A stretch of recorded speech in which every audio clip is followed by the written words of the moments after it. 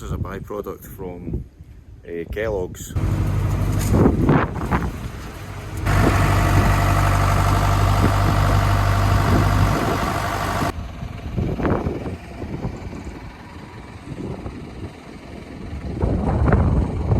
Good morning folks, another cheeky wee video here by Drew and the dog, Maggie.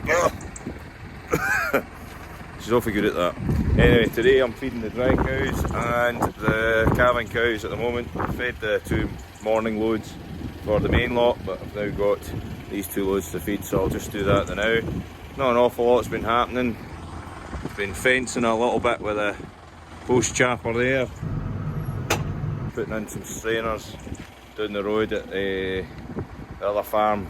They're a wee bit of rotten, so we got some old telegraph poles and chapped them in with that. And yeah, cattle are still mostly outside. However, we had to bring the dry cows in. We don't want them melting too much because they lose condition and that'll not be good for them before calving. So I better get going. Let's get straight to it. First thing I need to do is put a wee drop of silage in the feed wagon, and then I'll go get my concentrates to mix up my blend. They're always better to put a bit of silage in the bottom of this wagon because she's old, and if we don't do that, then that means that most of the concentrates will get stuck in the bottom and it won't mix. It'll get stuck at the door there, just at the door, because it's there's a wee dip there, but if silage gets in there first, then it mixes up pretty good. So a wee bucket of silage in, hopefully it's not too much.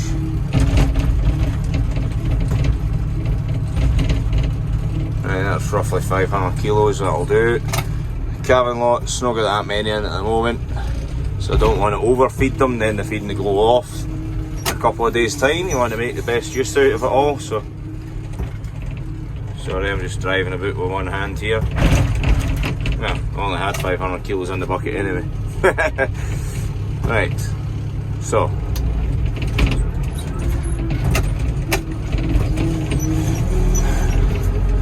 let's go get some barley.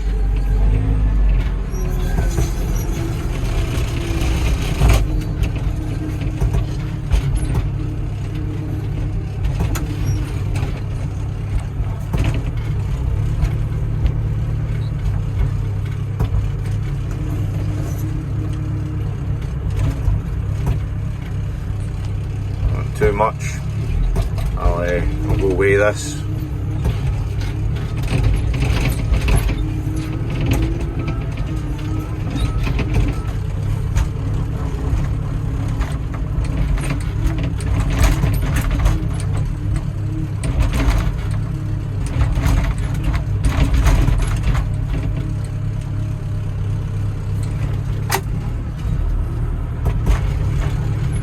Right, go put that back, get the dark grain mix out the new shed just there on the left.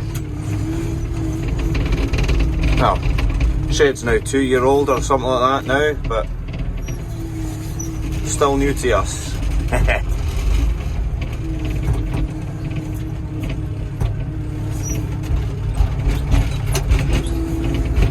Once we get this back far enough, we'll be putting the maize in here, and we'll hap that down, then put the maize in front of it, and then that means it frees up a shed up the top for other things, and we will then open this here and use the barley that's sitting outside and get it away from the wall. Makes things far easier in the yard. It's just a bit tight for turning with certain things.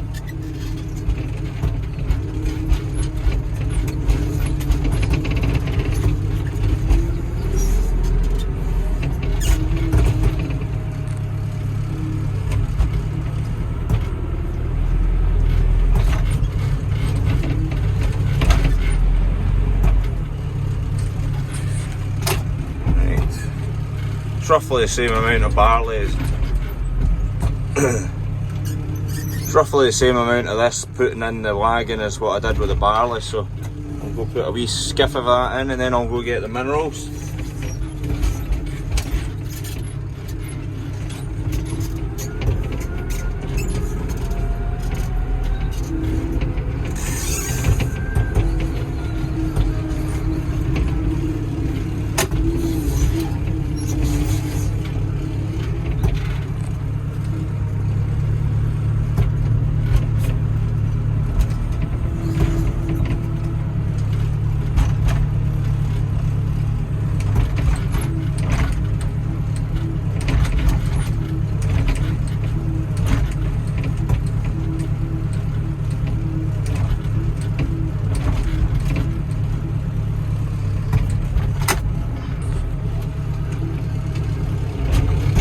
Now to go get some dry cow minerals. This helps keep the cows right before they're calving. So we don't actually buy any blends here on the farm. We make our own up, so we've got sheds with all the specific straights we need to make up a blend for the cows, and that is the cheaper option. I can't remember the price difference it was for a blend, but it was quite substantial, the savings that we are making in a year, which is all required just to keep going.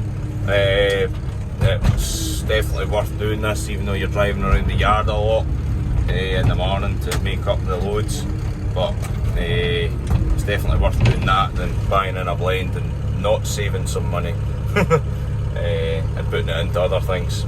So this is the old dairy. Don't mind all this stuff sitting on the left, that was all getting read out for us to put the minerals in. This was the old tank room.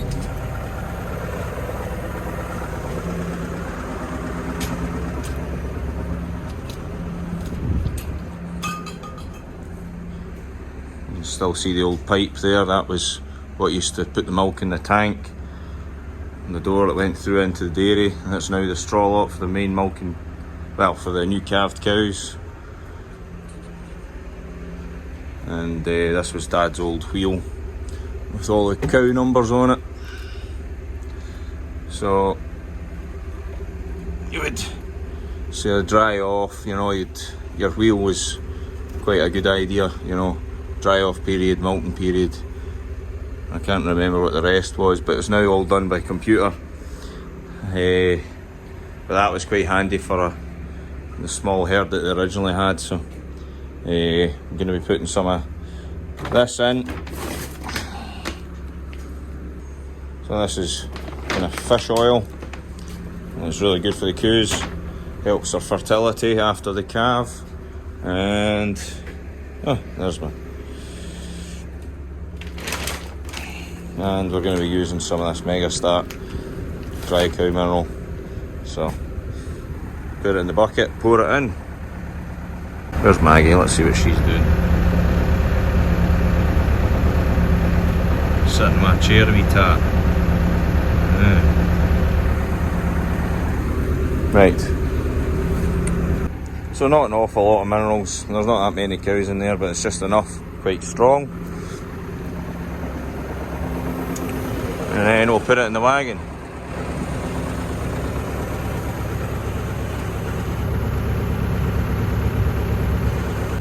So I should have switched the forklift off when I got out to put the minerals in the bucket, because the dog was in here.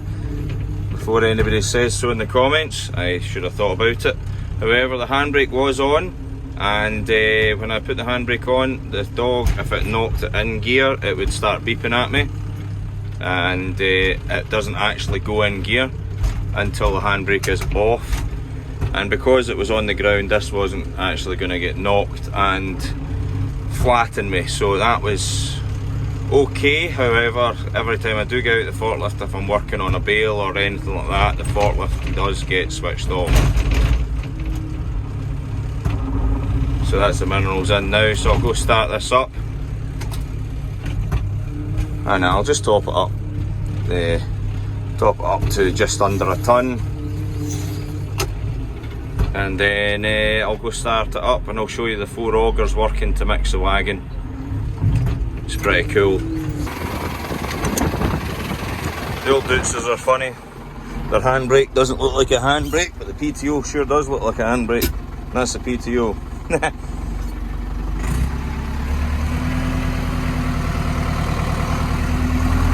That's that, started mixing, get the revs up.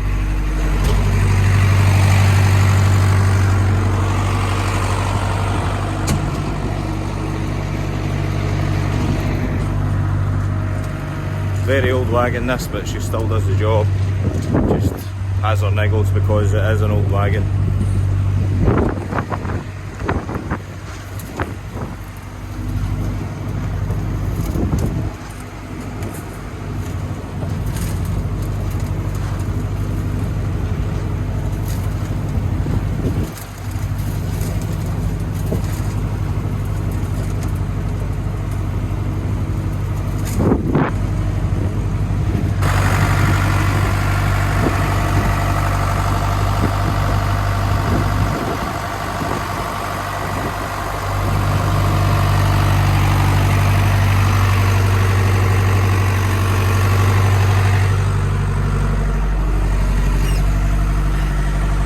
windows could do with a little bit of a clean. Every morning it's that bloody windy at the moment, it blows the feeding over the dusty stuff and then it just sticks straight to it. It's not ideal, but you can still see it out at the moment. Get another rub in another couple of days. Same again, just repeat. Good old tractor. Right. Revs off. Handbrake. Now let's go take this to the cabin lot. Maggie will be just fine. Well, that's focusing on the window. She's just watching me from there. She'll be fine. Trees are starting to change colour. Winter is coming. Oh no, oh no, oh no. Calving lot are waiting on me. That's not where you get fed though. That's where the young stock will go in the old cubicle shed, the young heifers when they're learning.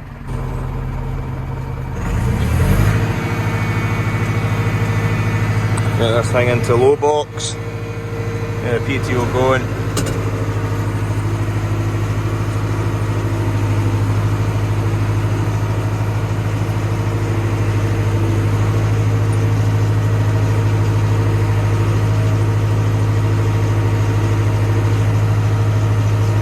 The red tape on them, we put the red tape on their legs when they're dried off.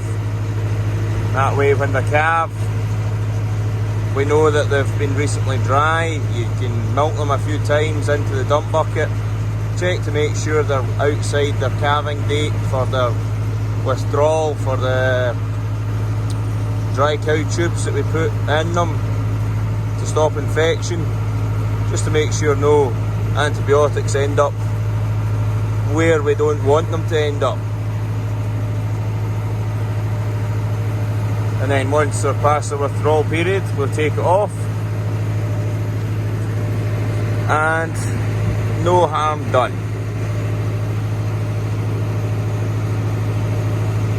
Very good, that's that fed.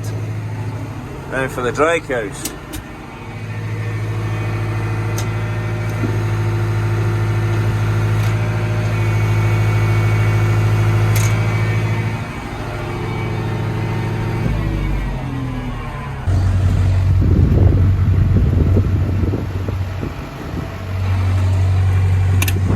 You haven't chewed in, have you?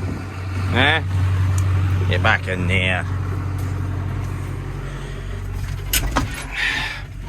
Good puppy. Good puppy. Got the dog with me this time. Hopefully she stays up there.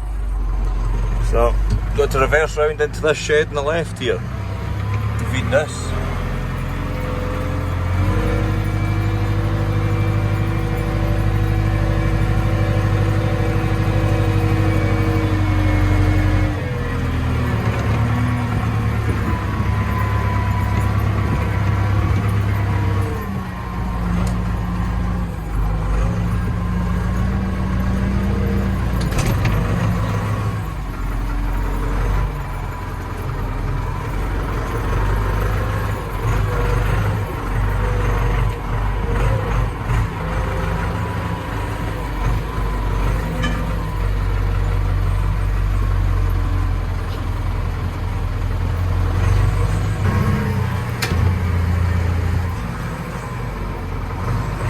Right, so that's the dry cows there on the right hand side. They all got brought in last week, roughly. Just trying to keep their condition, don't want them melting too much. Talking too much here, I'm making an arse of my reversing skills here. I'll reverse a bit further, straighten it up. The stuff up the top here, that's the main lot, the main milking herd, just above that. There's not many cows in this old shed, they're all in the other shed outside, standing in their loafing area, along with the feeding that's out in the lean-to. It's nice and airy, they love it out there.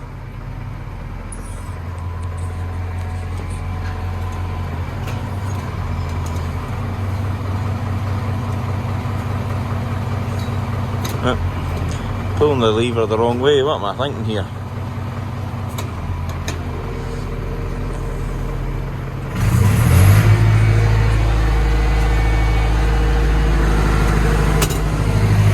Maggie's chewing the towel.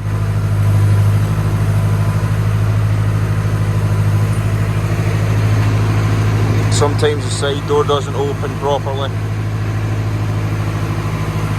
There we go, that's it now.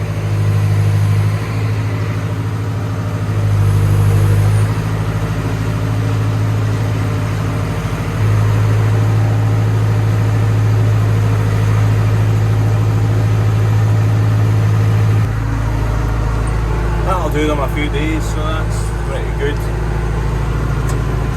Now I have to go bed up the big shed and bed up the straw lot here in the end, just in there. That's the old parlour just down there, so that gets done every day because they're milking.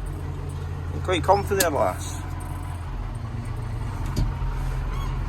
So yeah, that gets done every day because they're milking cows. It gets bedded with a straw bedder and helps keep them clean.